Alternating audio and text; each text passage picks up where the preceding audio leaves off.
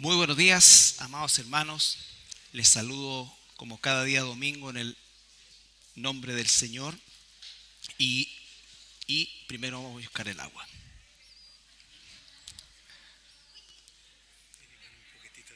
¿Sí? Bien, bueno, hoy día hay un movimiento especial porque comienza la escuela bíblica y salen todos los maestros con todos los niños porque van a dar inicio oficial al año, por decirlo de alguna manera, ¿no es cierto?, con la escuela bíblica. Bueno, quiero invitarlos a la carta de Romanos. Ya vamos a hablar acerca al respecto. Estamos retomando la carta a Romanos y quiero que estemos solamente en el versículo 1. Romanos capítulo 13, versículo 1.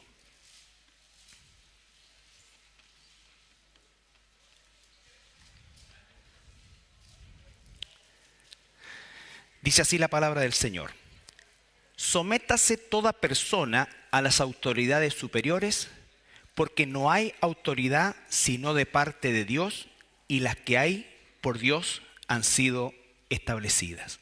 Padre amado, te damos gracias esta mañana, cuando retomamos, Padre amado, este estudio de esta carta preciosa, y queremos, Señor, una vez más, tomar el tiempo para aprender de ella, sobre todo en esta etapa, Señor, en que están los elementos prácticos de ella, Señor.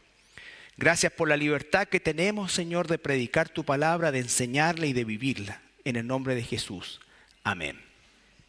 Bueno, retomamos el estudio de la carta a los Romanos, después de haber estudiado los 7 pueblos de Canaán y sus respectivas identificaciones con los espíritus que hasta el día de hoy atacan a la iglesia, ¿no es cierto? Y sobre los cuales el Señor ha dispuesto su armadura por sobre todas las cosas. Tomamos y retomamos Romanos y estamos entrando al capítulo 13. Si ustedes se recuerdan, Romanos le llamamos la columna vertebral de la doctrina cristiana. Pablo hace un examen exhaustivo y ordenado acerca de, digamos, de la importancia de la doctrina en muchos aspectos, incluida la situación de Israel frente a la iglesia. Cosa que muchas veces no se entiende, pero nosotros sabemos exactamente a partir de lo que Pablo enseña como un judío acerca de la nación de Israel y todo lo que vimos. Pero a partir del capítulo 12, de hecho algunas Biblias tienen un subtítulo que dice deberes cristianos, y de alguna manera todo lo que ha enseñado en los 11 capítulos anteriores lo está llevando a un elemento práctico. Principalmente en relación a lo que tiene que ver con, valga la redundancia, las relaciones interpersonales a todo nivel. Y hoy día comienza una sección donde nos va a hablar acerca de nuestra posición y nuestra actitud y nuestro comportamiento delante de lo que son las autoridades civiles.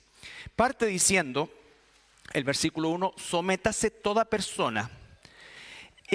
Aunque es específico para la iglesia, no solamente para la iglesia de Roma, sino que para toda la iglesia, obviamente incluye a todos los individuos. Toda sociedad debiera tener ese principio de someterse a las autoridades. Y vamos a ver que incluso es independiente de muchas de las cosas que hacen que no nos sometamos a ella. Dice, sométase toda persona a las autoridades superiores. Ahora, en un concepto genérico, la Biblia nos enseña cuatro esferas de la autoridad. 4 esferas de la autoridad. La autoridad familiar, la autoridad eclesiástica, la autoridad laboral y la autoridad civil. De esas 4 grandes columnas en relación a la autoridad se desprenden todos los subtipos de autoridades y relaciones que nosotros podemos encontrar en la sociedad humana de siempre, ¿ya?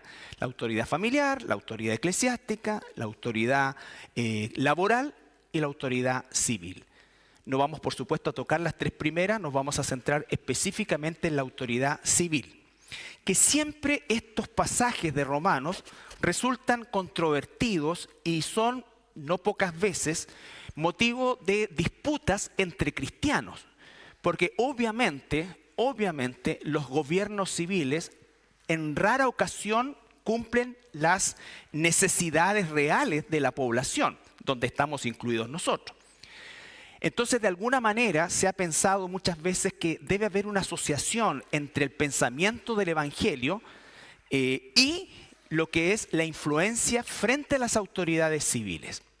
Vamos a darnos cuenta a través de la Escritura que no es ese el foco, bajo ningún punto de vista, que Dios ha instituido la forma en que las autoridades o nosotros como cristianos nos vamos a sujetar a esas autoridades. Lo primero que tenemos que decir es que la palabra sométase es una palabra que se usaba en el ámbito castrense, militar, ¿no es cierto? Es una orden, no es una sugerencia, es una orden de someterse. Por lo tanto, el sentido de esta palabra es pleno en el hecho de que para los cristianos es una orden, una orden. Ahora, dice a las autoridades civiles. Por supuesto que esas autoridades civiles están bajo una esfera dentro de la potestad del aire, como dice, que es justamente la existencia de Satanás como el príncipe de la potestad del aire, dice la palabra en 1 de Juan capítulo 5, versículo 9.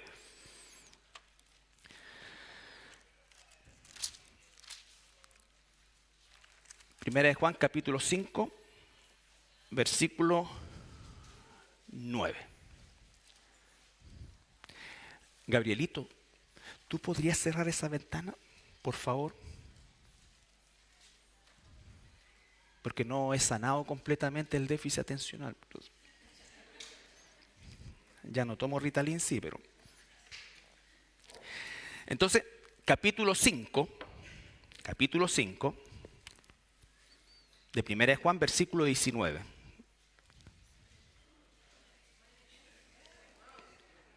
¿Dije 9? No, es 19. Sí. Capítulo 5, 1 de Juan, capítulo 5, versículos 10 y 9. ¿Ya? Sabemos que somos hijos de Dios. Juan lo está diciendo, ¿no es cierto? Sabemos que somos hijos de Dios. Esa es una verdad. Y queda agrega, y el mundo entero está bajo el maligno. Cuando usa la palabra mundo ahí, recuerden que la palabra mundo tiene varias traducciones. Aquí está hablando del sistema de pensamiento humano, el sistema de valores humanos, el sistema, diríamos nosotros, de influencia humana. Recuerden que cuando Adán y Eva pecaron, ellos le quitaron, por así decir, la autoridad a Dios, se la entregaron a Satanás y entonces ahora el ser humano gobierna o se autogobierna bajo una esfera que no busca a Dios. Ningún gobierno humano busca a Dios, aunque se diga que tal cosa es así. ¿Ya? Entonces, cuando nosotros estamos hablando, volvemos al capítulo 13,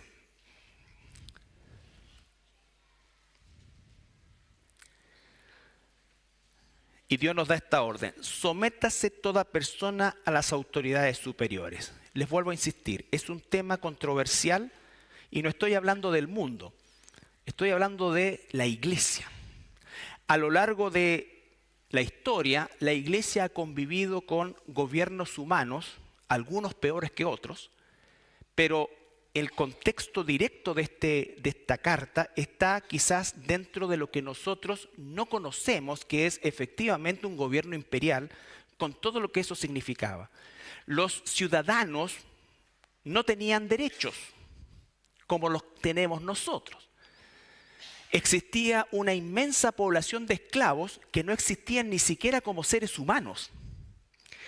Por lo tanto, el contexto en el que está hablando el apóstol Pablo es completamente mayor en cuanto a lo corrupto que pudiera resultar un gobierno humano que el que estamos viviendo nosotros.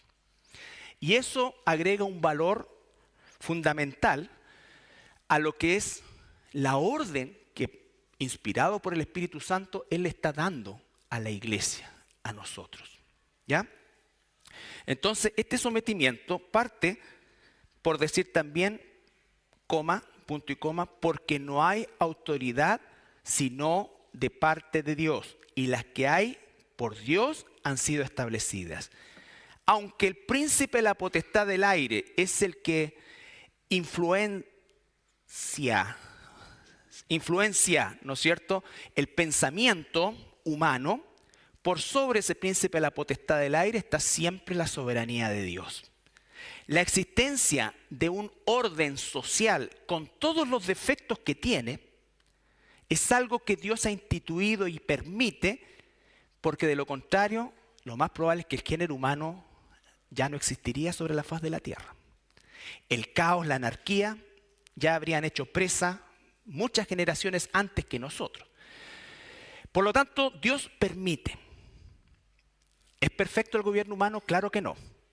Dios lo permite, Dios es el que está detrás de eso, pero la forma de pensamiento es la del príncipe de la potestad del aire. No estoy pidiendo que entendamos esto, hermanos, estoy describiendo lo que la Escritura nos dice. Cuando alguien dice, bueno, Dios permitió que Hitler llegara al gobierno de Alemania, la respuesta es sí. Es sí. Por lo tanto, pero ¿cómo? Si nosotros, entonces, ¿de qué sirve el voto? Y todas esas preguntas que nos comenzamos a hacer, déjalas de lado, porque una cosa es lo que nosotros tenemos que hacer y otra cosa es la que Dios decide. ¿Se entiende? Entonces, por eso es tan importante entender esto, hermanos, y por eso es que vamos a tratar solo el versículo 1. Solo el versículo 1. Ahora, Dios ha permitido eso. Si nos vamos, por ejemplo, a Daniel en el Antiguo Testamento. Daniel capítulo 1.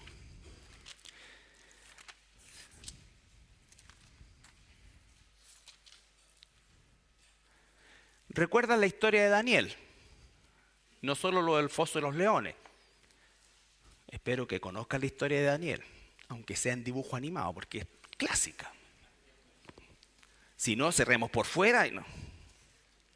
No, sí. Bueno,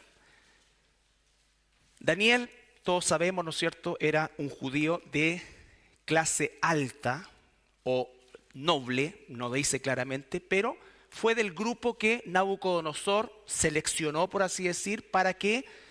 Para ayudar al cambio de mentalidad de los judíos. Vale decir, Nabucodonosor, como era característico en aquellos tiempos las conquistas, tomaba a la gente de influencia de las naciones que conquistaba, las cambiaba porque ellos tendrían también la misión en el tiempo de cambiar la cultura de su propia gente. ¿Ya?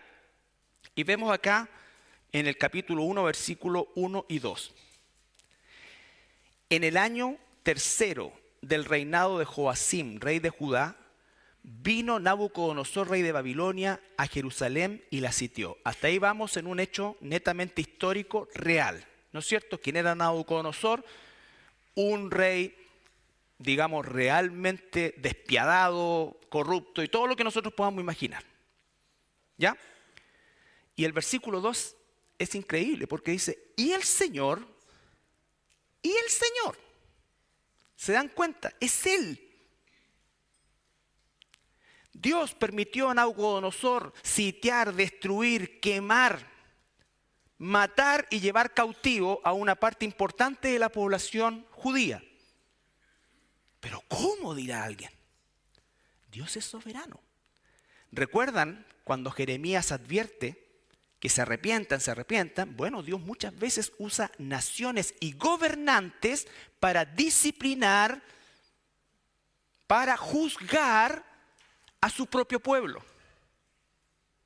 Porque el pueblo se empieza a alejar y empieza a adquirir la forma de pensamiento del príncipe de la potestad del aire. No lo resiste, sino que lo recibe. Y entonces si nosotros analizamos las motivaciones de nuestra vida, seguramente, como una declaración de buenas intenciones, deberían agradar a Dios. Pero la realidad, si pudiésemos mirar nuestra propia vida, seguramente no sería tan así. Porque mucho de lo que hacemos, mucho de lo que decidimos, mucho en lo que invertimos, de todo, tiempo, recursos, lo que sea, no tiene nada que ver con el reino de Dios. ¿No es cierto? Entonces, aquí vemos la soberanía de Dios. Y el Señor entregó en sus manos a Joacim, rey de Judá, y parte de los utensilios de la casa de Dios, y los trajo a tierra de Sinar, a la casa de su Dios, y colocó los utensilios en la casa del tesoro de su Dios. Vemos entonces cómo Daniel se encuentra en una condición, en una situación que él no sabe. Para ellos esto es por supuesto una desgracia, pero quien permite esto es Dios mismo. Dios mismo. Ahora, Jeremías 43, retrocedemos más o menos 100 años.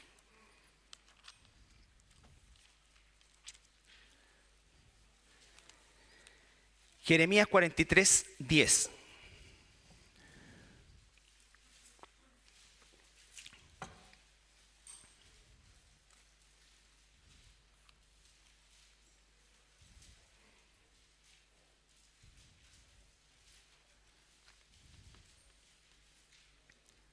Y diles, está hablando con Jeremías el Señor, así ha dicho Jehová de los ejércitos, Dios de Israel, he aquí, yo enviaré y tomaré a Nabucodonosor, rey de Babilonia, mi siervo.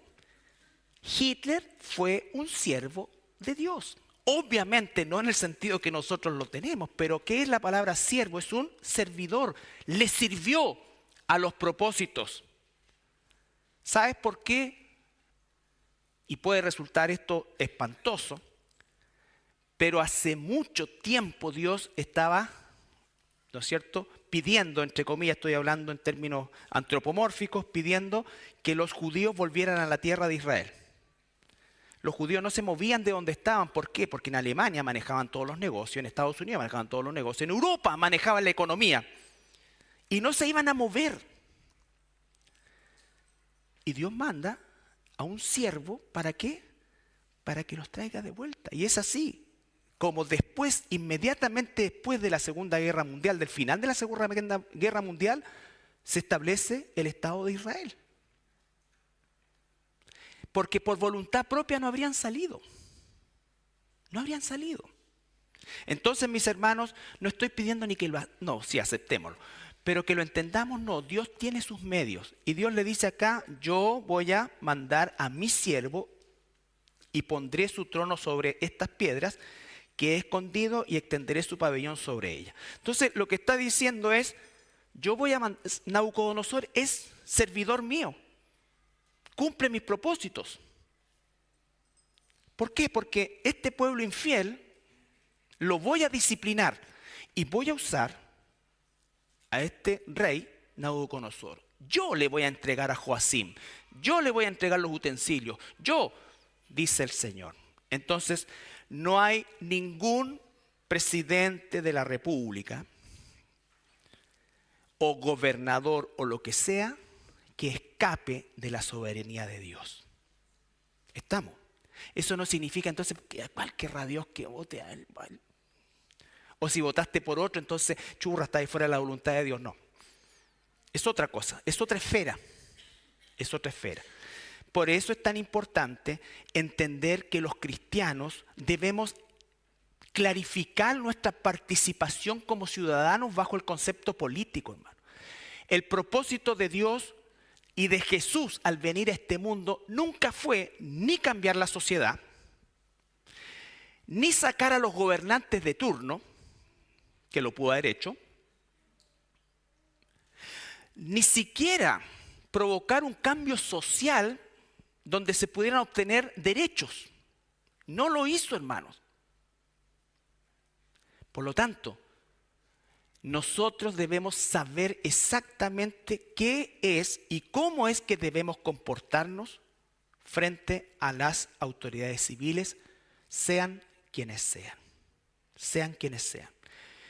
Cuando se levanta un partido político cristiano que hace alianzas con política no cristiana, humanista, y empiezan a obrar en función de los valores y se asocian con determinados grupos políticos. Y entonces salen evangélicos por,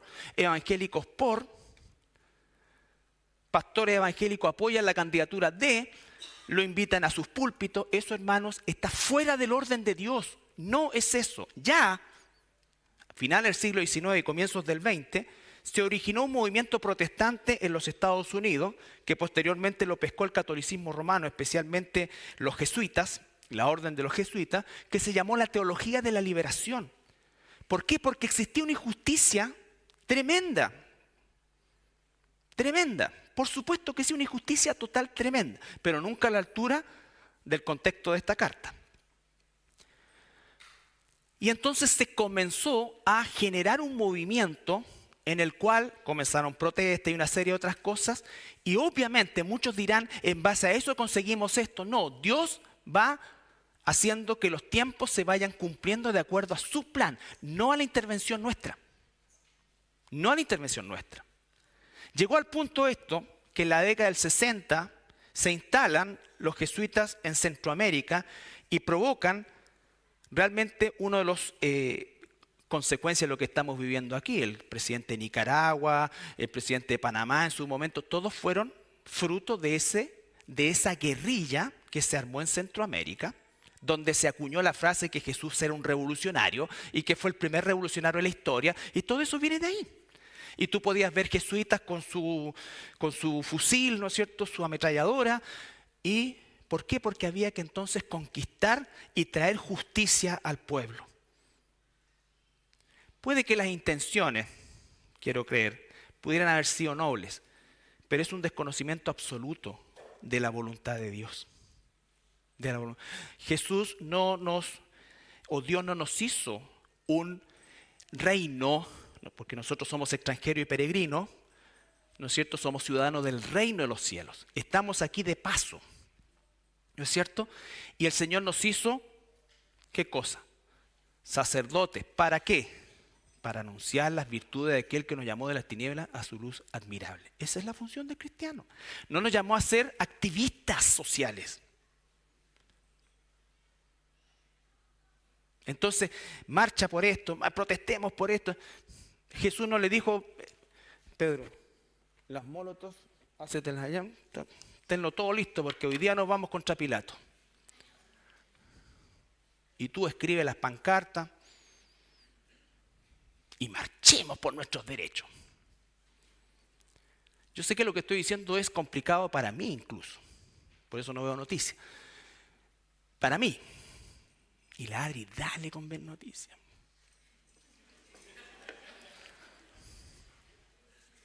Entonces, no puedo, y tú cambiar el portón. ¿Por qué? Porque al final tú en tu mente los matarías a todos. En la mía, por lo menos. Entonces, me voy y me pongo de rodillas en el baño y digo, Señor, perdóname, una mierda. Y como los judíos me pego así, pero contra la taza. Porque no quiero estimular eso. Quiero luchar contra eso, porque Dios no quiere que sea. ¿Me entiendes? Entonces, tener cuidado con eso, hermano. ¿De qué nos llenamos? ¿Qué vemos? Para mí es un problema. A lo mejor para ti no, y puedes pasar por alto, ¿no es cierto? Y te da lo mismo el Festival de Viña, que mataron a este, que el portonazo, y pasas por ahí. Pero en general no es así para mí. Y es una debilidad. Porque realmente la cosa es fea. Pero entonces voy a la Escritura y digo, ¿qué debo realmente hacer? Porque no es ser pasivo, pero ¿cómo voy a enfrentar esto? Las armas de nuestra milicia no son carnales, ¿no es cierto? Son espirituales. Busquemos primero en la palabra cuáles son las armas espirituales que Dios nos está dando para esto. Para esto. Entonces, me agité un poco ya. Ahora, en Daniel capítulo 2, versículo 28, 2:21 primero, Daniel 2:21, para rematar este punto. Ustedes no saben las veces que nosotros recibimos, sobre todo en esta época de elecciones que vamos a entrar, solicitudes para venir y hablarles a ustedes.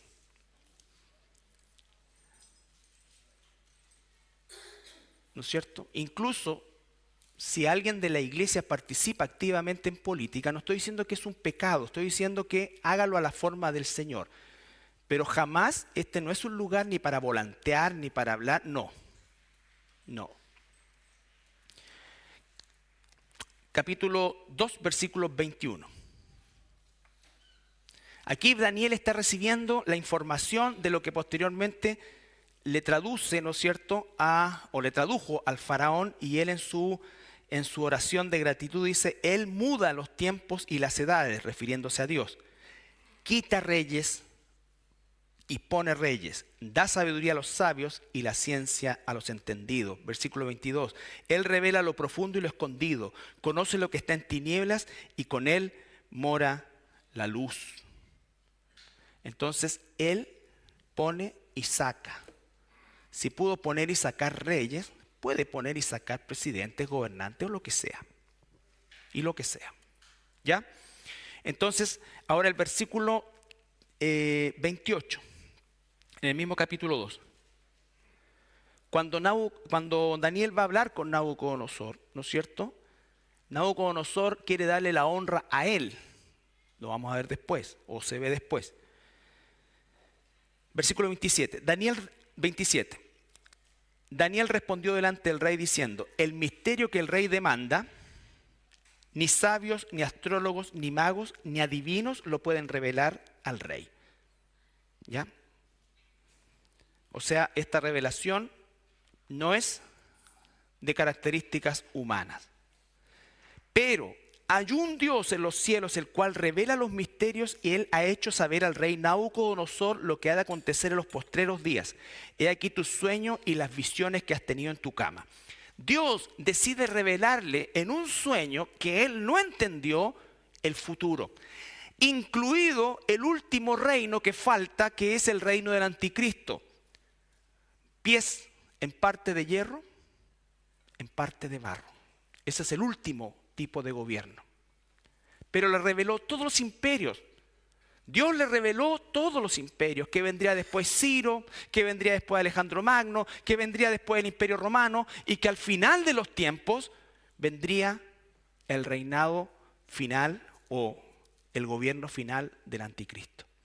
Dios sabe todo porque Él ya lo tiene todo planeado. Dios saca gobernantes, y Él dice, sométase a todas las autoridades civiles, porque no hay autoridad que no haya sido puesta por Dios. ¿Ya? Independiente de la calidad moral de esa autoridad. Por supuesto que la gran mayoría no tiene una autoridad moral. Pero eso no es razón para que nosotros, ¿no es cierto?, abracemos una rebelión. Bajo ningún punto de vista. Dime, ¿qué calidad moral podría tener Nerón, Calígula? Pero el Señor, por medio del apóstol Pablo, dice esto. Entonces, volvemos a Romanos. Este es un pasaje, como dije, difícil, porque hay que dar mucha información, pero espero que la idea principal vaya quedando en nosotros, y los argumentos bíblicos que estamos dando afirmen esa idea.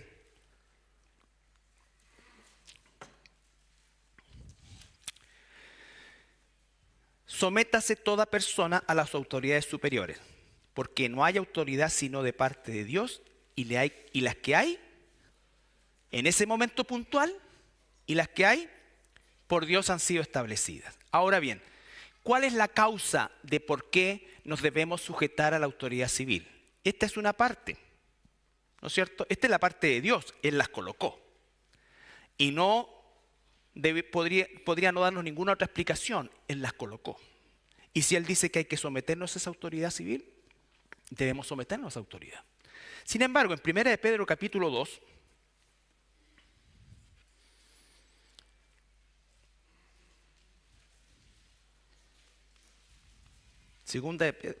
Primera de Pedro capítulo 2, versículo 13 al 17.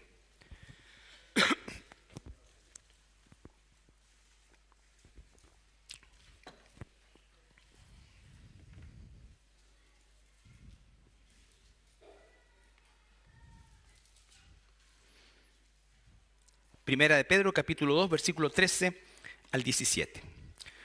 Desde el versículo 11 dice, vivid como hijos de Dios, ¿no es cierto? Ahí dice, por causa del Señor, manteniendo vuestra manera de vivir con los inconversos, para que al considerar la visitación, ellos se acuerden de nuestro testimonio. El versículo 13 dice, por causa del Señor. Por causa del Señor. Somos sus hijos, somos su pueblo, somos sus siervos, somos su cuerpo, la iglesia. Por lo tanto, la demanda es por causa de quienes somos, por causa de nuestro Señor, nuestro Rey. Él nos manda y demanda que su iglesia se sujete a las autoridades civiles. Que sean los mejores ciudadanos que podamos ser.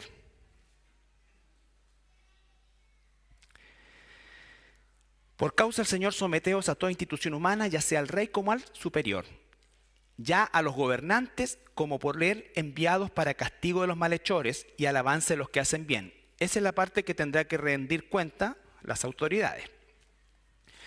Porque esta es la voluntad de Dios. Porque esta es la voluntad de Dios. Que haciendo bien, hagáis callar la ignorancia de los hombres insensatos. ¿Insensatos por qué? Porque piensan que a través de conductas humanas se puede transformar la sociedad. Y aunque a veces pudiéramos encontrar nosotros una sociedad mejor que otra, ¿no es cierto? Obviamente eso no implica necesariamente que es Dios quien está en esa sociedad o en esa cultura, porque el propósito de Dios no es moralizar la vieja naturaleza o la vieja creación. El propósito de Dios es santificar la nueva creación, su iglesia. Ese es el propósito de Dios. Ahora, como consecuencia de eso, puede ocurrir que una sociedad se moralice un poco más. Pero no es la meta de la iglesia moralizar la sociedad. La meta de la iglesia es, ¿qué cosa? Permitir que el Espíritu Santo nos santifique de tal manera que seamos sal y luz en este mundo, que anunciemos las virtudes de aquel que nos llamó de las tinieblas a la luz admirable, que seamos testigos de nuestro Señor Jesucristo. Esa es la meta. Como resultado, es posible que en algunas ocasiones la sociedad tienda a una moralización. Por eso es importante entender el concepto de sal y luz, porque la sal y luz no termina con la pudrición, lo que hace es enlentecer el proceso.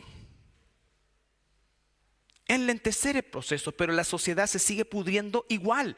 Y nosotros estamos en ella, pero no estamos para tratar de evitar que se pudre, estamos haciendo que en el proceso el Señor llame a los suyos por medio de nosotros. Dice, anunciéis las virtudes. Entonces, cuidado con esos objetivos que podemos tener nosotros a través de pensar que son las leyes humanas las que van a favorecer el plan de Dios. Jesús no lo hizo, estuvo frente a Pilato, mi reino no es de este mundo. Si mi reino fuera de este mundo, yo no estaría pasando esto y una legión de ángeles ya me habría sacado y habría terminado contigo.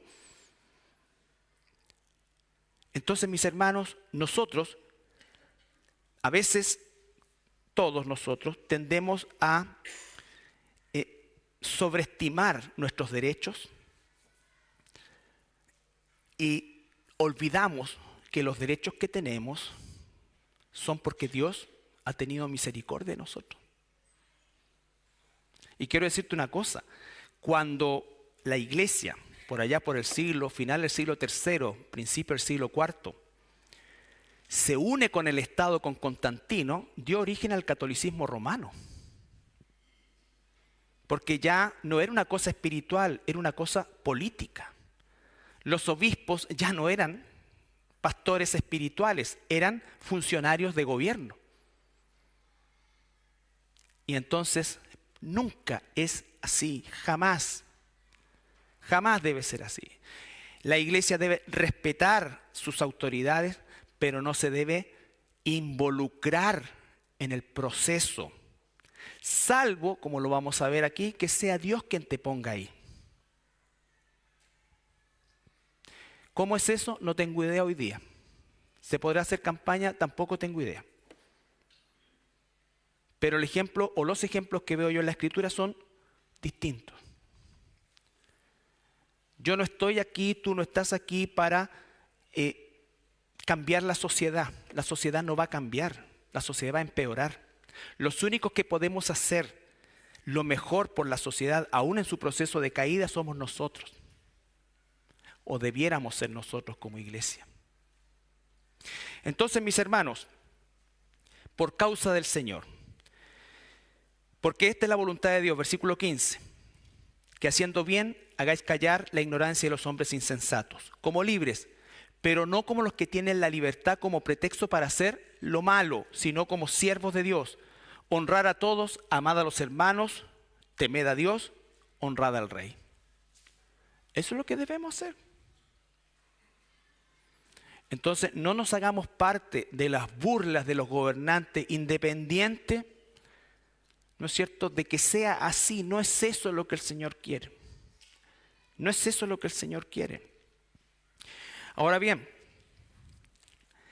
hay una sola forma en que nosotros debemos desobedecer a la ley civil.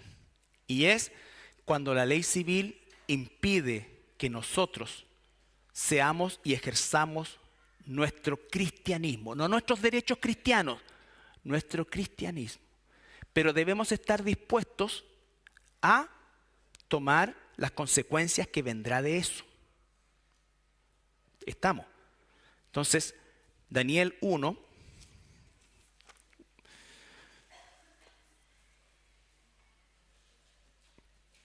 lo primero que vemos es Daniel 1:8.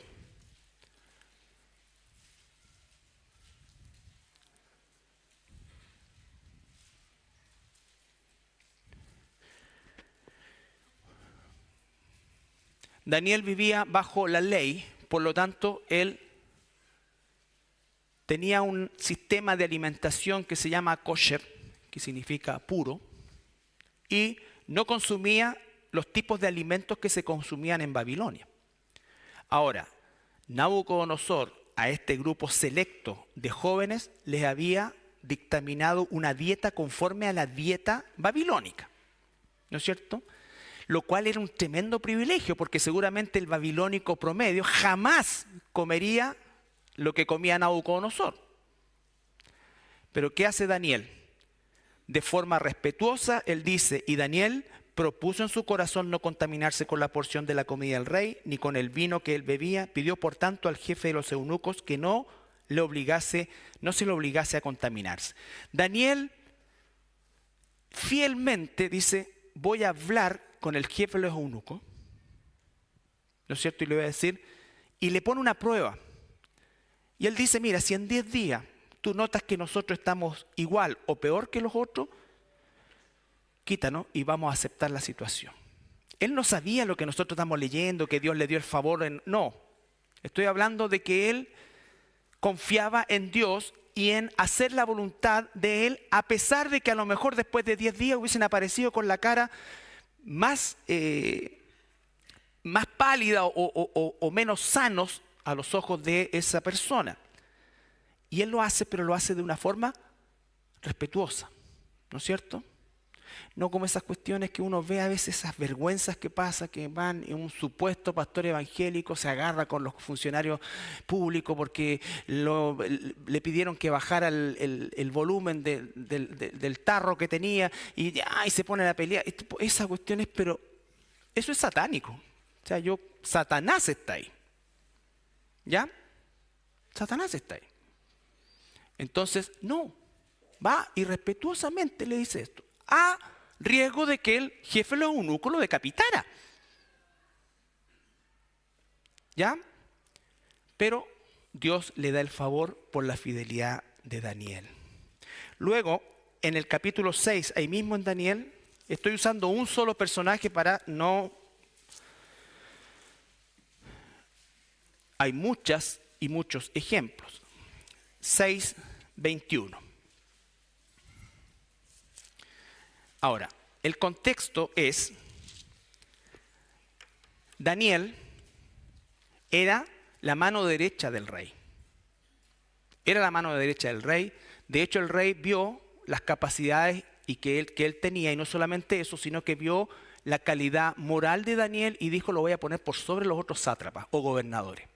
Y obviamente eso genera lo que se genera en todas las instancias políticas, que es envidia y deseo del poder. Le inventan una trama y le dicen al rey: mira, durante 30 días vamos a hacer un decreto para alabarte a ti, rey, de que nadie en todo el reino le pida o alabe a nadie más que no seas tú. Y entonces promulga ese edicto, pone el anillo. Bajo la ley de Medio y Persa, ese decreto no se podía abolir.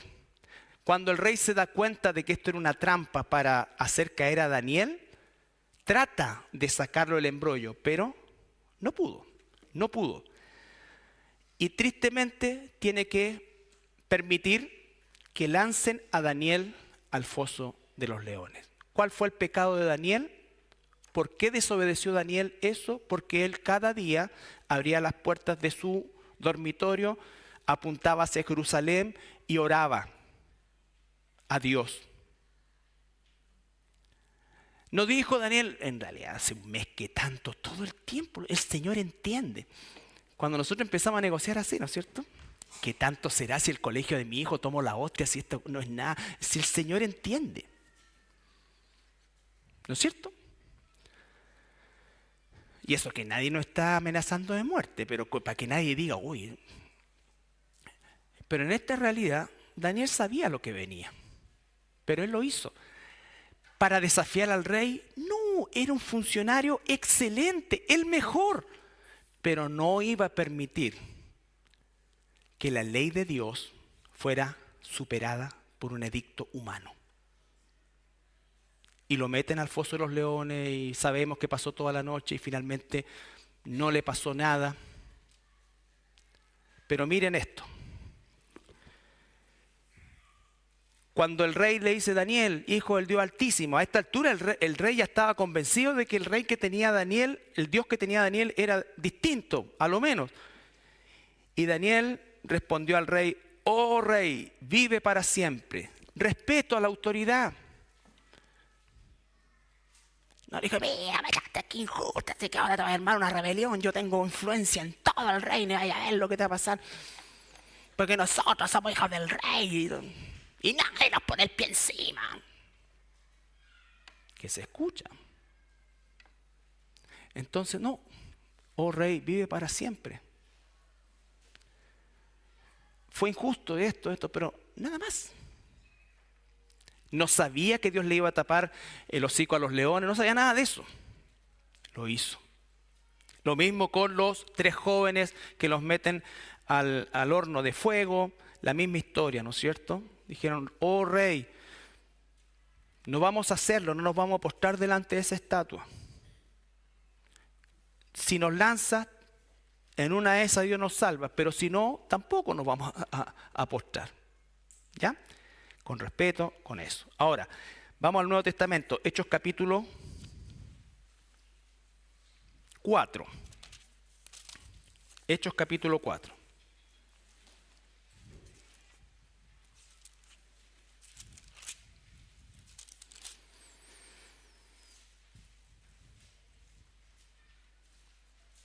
(18 al 20). Recuerden, las autoridades religiosas de Jerusalén les prohibieron a los apóstoles predicar el nombre de Jesús, ¿no es cierto? ¿Qué hicieron ellos? Obviamente esa ley no la podemos respetar ni la podemos cumplir, pero no te faltamos el respeto, ¿ya? Y llamándoles, les intimaron que en ninguna manera hablasen ni enseñasen en el nombre de Jesús. Mas Pedro y Juan respondieron diciéndoles: juzgad, ustedes, juzguen, ustedes son los que tienen la autoridad. Juzgad si es justo delante de Dios obedecer a ustedes o a vosotros antes que a Dios. Pero júzguenlo ustedes. Si ustedes juzgan que no es justo, castíguenlo. pero no vamos a dejar de hacerlo, porque no podemos dejar de decir lo que hemos visto y oído. ¿No es cierto? Cuando la ley de Dios, la palabra de Dios, el mandato de Dios de predicar el evangelio, de vivir como hijos de Dios, cuando los comenzó a perseguir después más adelante el imperio como tal, ellos dijeron: nos vamos a seguir congregando en las catacumbas, pero no vamos a dejar de congregarnos. No vamos a dejar de compartir el evangelio. Y es así como muchísimos soldados, centuriones, llegaron a conocer el evangelio por la fidelidad de esos hermanos. Y es por eso que una de las razones por la caída del Imperio Romano es justamente cómo el cristianismo logró introducirse en las esferas menos, o más, mejor dicho, importantes del imperio. Hay un procónsul que se convierte y ellos no dejaron de ser o hacer las funciones que tenían. Seguramente se les hizo la vida muy difícil después de esto. De hecho, hay crónicas de muchísimos soldados romanos que fueron quemados también. Pero estuvieron dispuestos a pagar el precio de su fe. Eso es convicción. Convicción. Bueno, recordar finalmente que Dios puede usar hijos suyos en esferas de gobierno. En esferas de gobierno. Pero siempre tiene que haber un cuidado con eso. Puede haber un cristiano que verdaderamente sea un diputado, o un verdadero cristiano que sea un diputado, o que sea un senador, o que incluso llegue a ser un presidente. La pregunta es si va a seguir siendo fiel en esa condición. ¿Qué va a hacer cuando le propongan leyes injustas? ¿Qué va a hacer con eso? ¿Los cristianos podemos hacer uso de nuestro derecho a voto? Por supuesto que sí. Los cristianos no elegimos para que cambien las cosas, por favor. Yo espero que ninguno de nosotros esté pensando que en la elección del mes de octubre, ahora sí, ¿no es cierto?, que va esto a cambiar y vamos a volver a prosperar. Porque estamos pensando, ¿sabes qué?, en la parte económica nomás, o en la parte de la seguridad social. Pero no hemos tomado en cuenta que por injusto que resulte este gobierno en esos aspectos, ¿sabes qué es lo más importante? Que nos permite la libertad de estar hoy día reunidos aquí, de llevar una Biblia, de predicar el evangelio. Incluso muchos profesionales pueden hacer uso de la, ¿cómo se llama esto? Objeción de conciencia. Entonces, todo eso es una gracia que Dios nos da. Pero ¿cuál es la visión solamente de nosotros como cristianos? Es, digámoslo como son, económica. Económica o de seguridad o lo que sea. ¿Significa que esas cosas no nos importan? Claro que no. Pero no son la razón por la cual debiéramos elegir en un momento determinado. Ahora otros dicen, bueno, hay que elegir por los valores, porque claro, pero resulta que ese candidato es Opus Dei, que si pudiera reincorporar la Inquisición en nuestro país, lo haría.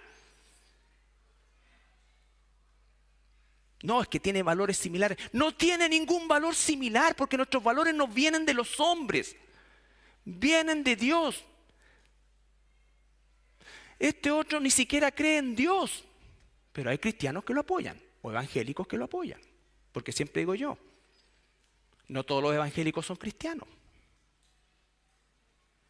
Y entonces tenemos que ver eso también. ¿Sabes qué? Nosotros votamos por las personas más cuerdas dentro de la locura que existe. Aquellos que son más, porque sabes que hoy día la cordura es casi un animal en extinción. Lo único que espera uno es que haya cierto grado de cordura y con eso está bien. Yo espero que consideres todas estas cosas. Está la posibilidad de de no hacerlo, sí, pero también está la posibilidad de hacerlo. Entonces, mis hermanos, tener esa claridad en todo esto. Dice finalmente 1 Timoteo capítulo 2, versículo 1 al 5.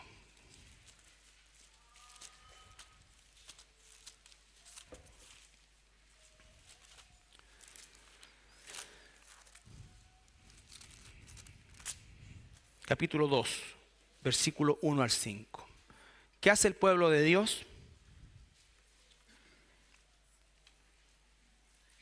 1 Timoteo capítulo 2, versículo 1 al 5.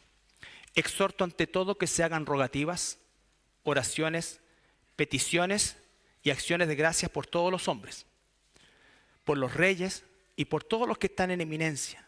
¿Para qué? Para que vivamos quieta y reposadamente, en toda piedad y honestidad. ¿Sabes qué? Nosotros podemos vivir nuestra fe quieta y reposadamente. Podemos vivir nuestra fe quieta y reposadamente. Porque esto es bueno y agradable delante de Dios nuestro Salvador, el cual quiere que todos los hombres sean salvos y vengan al conocimiento de la verdad. Ese es el propósito, esa es la razón. Ahora, no todos quieren conocer la verdad, pero Dios quiere que todos la conozcan.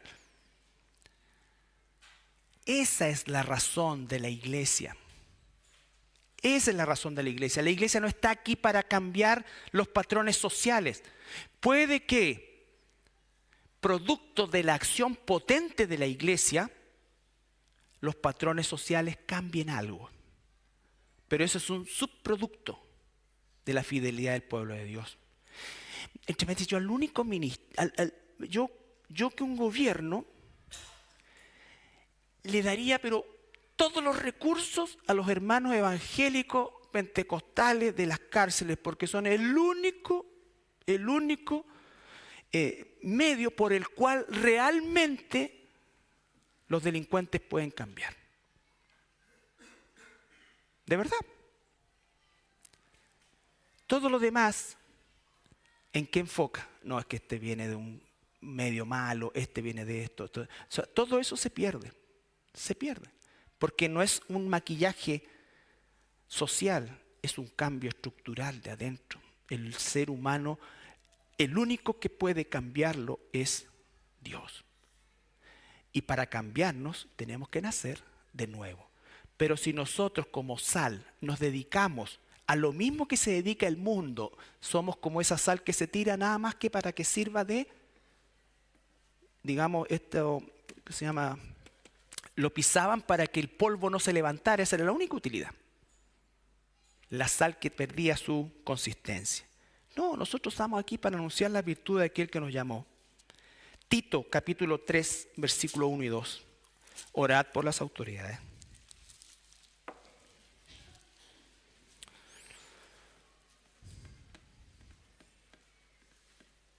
Veo a algunos incómodos en su asiento.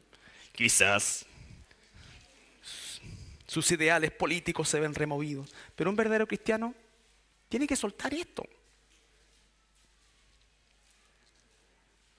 Tito capítulo 3, versículo 1.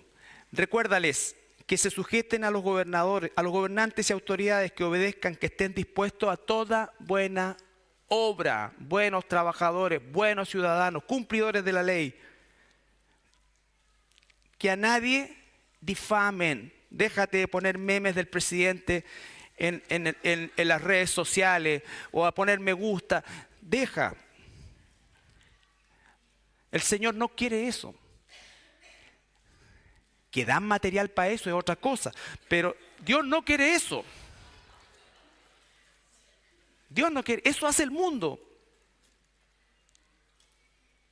O de ensalzar a otros que supuestamente van a venir a cambiar todo. Ahora sí. Después de 70 años de Hitler, algo que parecía increíble, la extrema derecha nazi está volviendo a ser elegida por el pueblo. Porque esto es así. Así. Porque nada nuevo hay bajo el sol.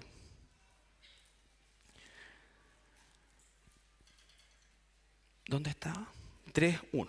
Recuérdales que se sujeten a los gobernantes y autoridades, que obedezcan, que estén dispuestos a toda buena obra, que a nadie difamen, que no sean pendencieros, sino amables, mostrando con toda mansedumbre para con todos los hombres. ¿Ya?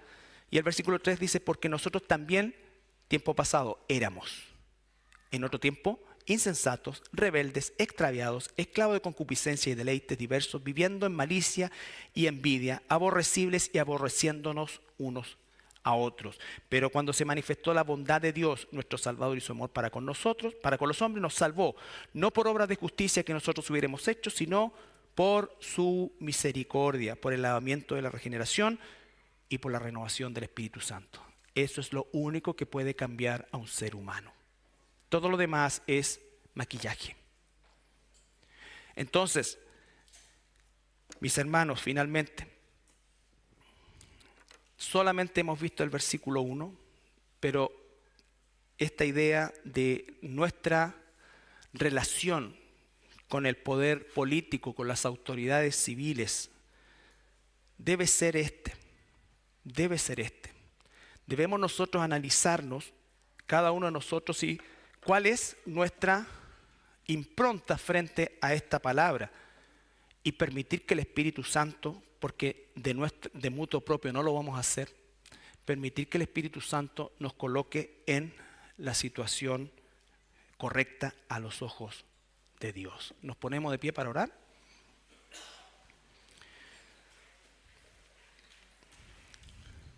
Padre, te damos gracias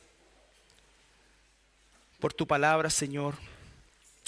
Te damos gracias porque en nuestro país, en esta ciudad, Señor, podemos estar reunidos quieta y reposadamente, Señor. Podemos vivir nuestra fe sin temor a la persecución, Señor. Oramos para que aquilatemos esta gracia que nos extiendes y vivamos vidas que realmente te glorifiquen a ti, Señor. Estamos todos a veces tan llenos de problemas y situaciones que no vienen generadas, Señor, de vivir esa fe, sino de querer vivir como el mundo vive, Señor. Sabemos que tú tienes cuidado de nosotros, Señor, pero parece que muchas veces ese cuidado no es suficiente para nuestras ambiciones, Señor. Y te pedimos perdón, Padre. Ayúdanos a tener una conducta bíblica frente al gobierno que nos corresponde. Ayúdanos a tener esa templanza a la hora, Señor, de expresar una opinión. Pero por sobre todas las cosas, ayúdanos a ser fieles a ti, Señor. Tú eres nuestro Rey, tú eres nuestro gobernante. Tú, Señor, eres el que dirige nuestras vidas por sobre todo.